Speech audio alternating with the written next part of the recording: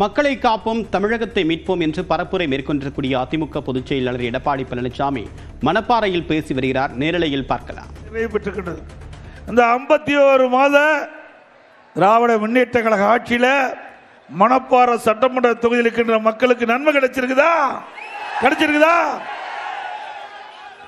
இந்த மணப்பாறை சட்டமன்ற தொகுதி விவசாயிகள் நிறைந்த பகுதி, விவசாயி தொழிலாளிகள் நிறைந்த பகுதி.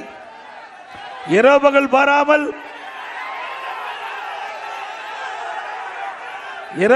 பாராமல் உழைக்கின்ற மக்கள் நிறைந்த பகுதி மணப்பாறை சட்டமன்ற தொகுதி.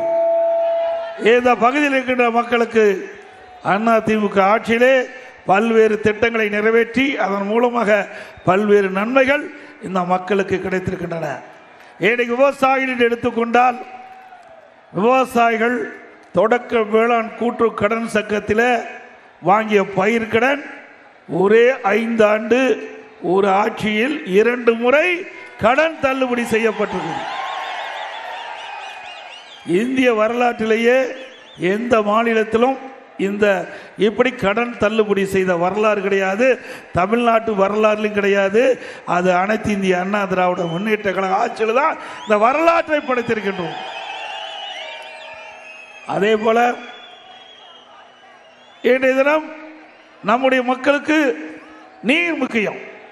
அதுவும் இந்த மணப்பாறை சட்டமன்ற தொகுதி மக்களுக்கு முழுக்க தண்ணீர் முக்கியம். அந்த தண்ணீரை முழுமையாக சேமித்து கோடை காலத்திலே விவசாயத்துக்கு தேவையான நீர், குடிப்பதற்கு தேவையான நீரை வழங்குவதற்காக குடிமராமத்து திட்டத்தை கொண்டு வந்து அங்கங்கே இருக்கின்ற ஏரி, குளம், குட்டை எல்லாம் தூர்வாரி பருவ காலத்தில் பெய்கின்ற நீர் அந்த ஏரி, குளம், குட்டையில் தேக்கி நிலத்தில் நீரை உயர்த்தி கோடை காலத்தில் நம்முடைய விவசாய மக்களுக்கு தண்ணீர் கிடைக்க செய்தோம். அதோடு நம்முடைய மக்களுக்கு குடிநீர் வசதி ஏற்பாடு செய்தோம். இன்னொரு பக்கம் ஏரியில் அள்ளப்பட்ட வண்டல் மண் விவசாயிகளுக்கு இலவசமாக கொடுத்தோம். ஆக ஏரி ஆழமாக்கப்பட்டது, பெய்கின்ற மழை நீர் தேக்கப்பட்டது.